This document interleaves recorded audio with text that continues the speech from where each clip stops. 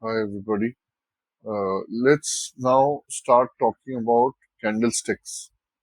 Since you're new to the market, it is very important to understand that candlesticks play a very important part in reading a chart when you look at it. There are various types of charts. The chart can be represented through a line chart, it can be represented through a candlestick chart, and there are some other ways as well. But we will basically look at candlesticks most of the time.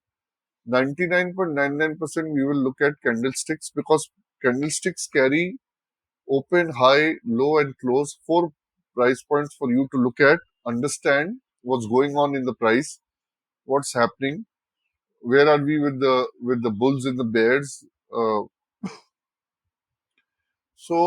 different the line chart basically is just plots on the basis of the closing price of the time interval chosen, whereas the candlesticks show four values. Technical analysis basically requires us to understand candles and understand what is current price action. Price action basically is a method of analyzing the basic price movements to enable you to generate entry and exit signals and is considered reliable while not requiring the use of indicators. It's basically a form of technical analysis. It ignores fundamental factors of a security and looks primarily at the security's price history. For example, a stock may go up, a stock may come down. So, is the is the price basically advancing? Is it in accumulation? Is it declining? Is it in distribution? Candlestick charts basically will help you with that. Now let's go to the next slide. Like I said, candlesticks have give us four values. On the left side, there is a candle. This candle is basically a green color candle, is a bullish candle, and this basically means that the price has opened at this point and has closed at this point. A candle can have shadows at the top. It's a shadow or a wick. It can have a shadow or a wick below. So no matter the type of the candle, the top wick basically signifies selling pressure and the bottom wick signifies buying pressure.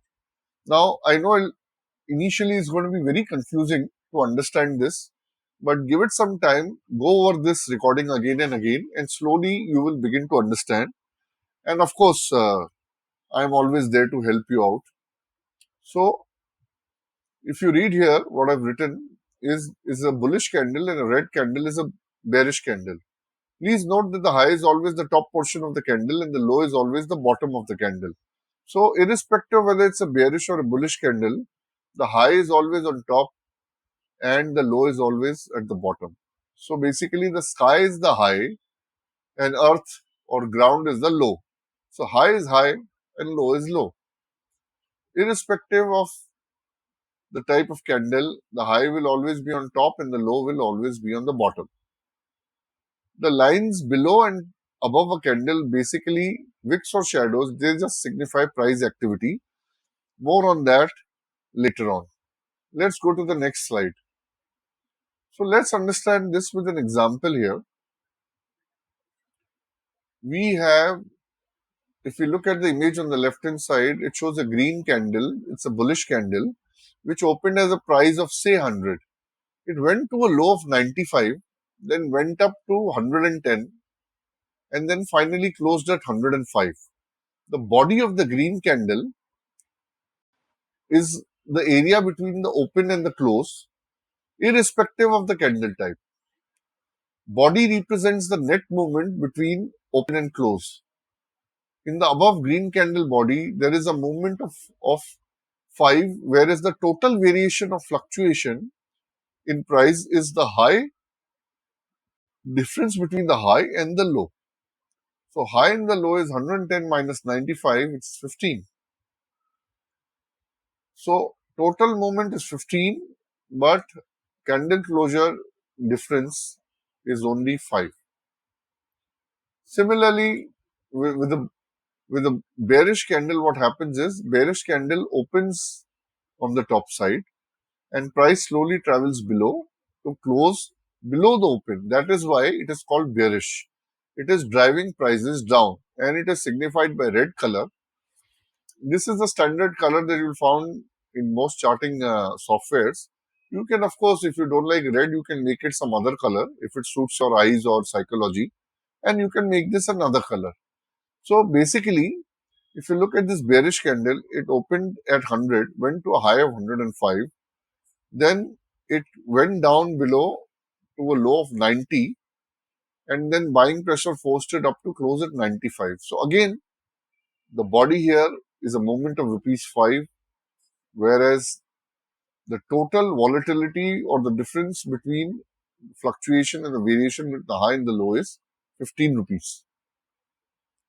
So remember, a bullish candle is one where the close price is greater than the open price. This is your definition of bullish.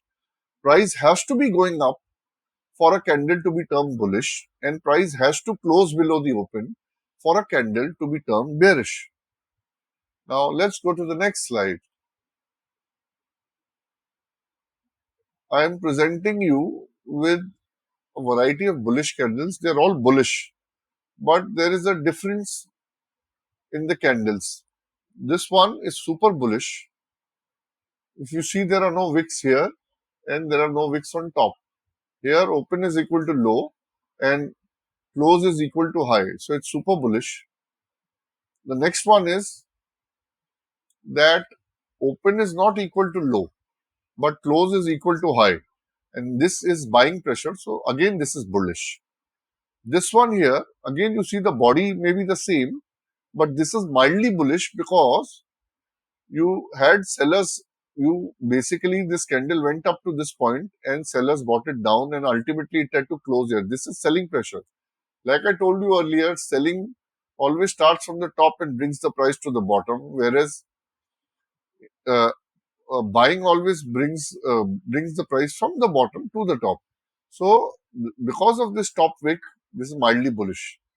This one is, you can call it a doji. You'll understand what a doji is in later slides. This candle has both buying pressure, selling pressure. So this is the least bullish out of the four.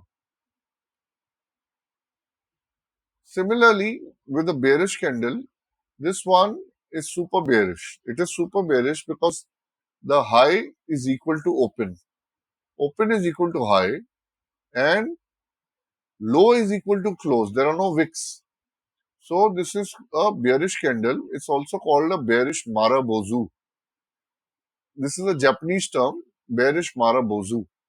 This one is also bearish because this has got selling pressure from the top. So this is also bearish. Buyers try to take the price up, but ultimately sellers forced it down.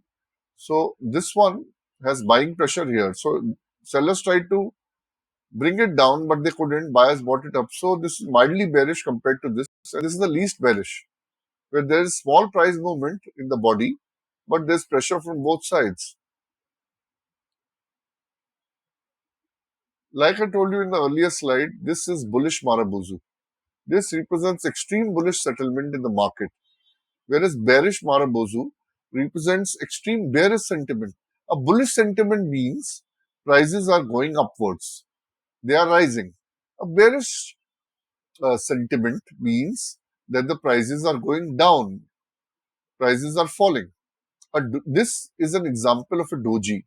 A doji candle basically represents indecision in the market. What happens is that there's very little difference in open and close. There's pressure from both sides. So both bullish and bearish pressure show that both bulls and bears are trying to control market direction but have not succeeded. It finally closed above the open just a bit. Spinning top is also variation. There's a little more price movement here compared to the doji, but again, you see the equal wicks on both sides. So again, showing indecision. Let's look at hammer. A hammer basically represents that the sellers tried to bring the price down. but were not able to, and buyers kept buying and made the candle close above open. This is the open, this is the close. While this candle was running, say in a 5-minute time frame or any time frame, 15-minute time frame or an hourly time frame, sellers tried the level best. They sold, sold, sold. They were willing to sell at any rate. But there were buyers there who said, sorry, we will not let you bring the price down so much. So they bought, and finally they overpowered the sellers and price closed above open. So this is a hammer candle. The line below shows buying pressure, like I said. Similarly, the inverted hammer shows selling pressure. But it shows that the buyers tried to take the price up, but the sellers sold. Finally, the buyers lost and they could only manage this much, a small price increase. So the wick above shows selling pressure. Now, we'll go to a summary. The summary here is that candles can be of three types. They can be bullish, they can be bearish, and or they can be indecisive. So an indecisive candle basically means that neither the buyers or the sellers are in control. Neither the bulls, remember, bulls are buyers and sellers are bears. This is market terminology for bulls and bears, meaning buyers and sellers. So, in case of a doji, it doesn't matter how fat the body is, meaning even if there is a big price movement, if there are equal sized wicks on either end, that means there's indecision. And the color also of the doji doesn't matter because neither the buyers or sellers, they're still fighting. So you don't know what price the direction will take. So I have basically given you an idea of the various type of candles that you can see.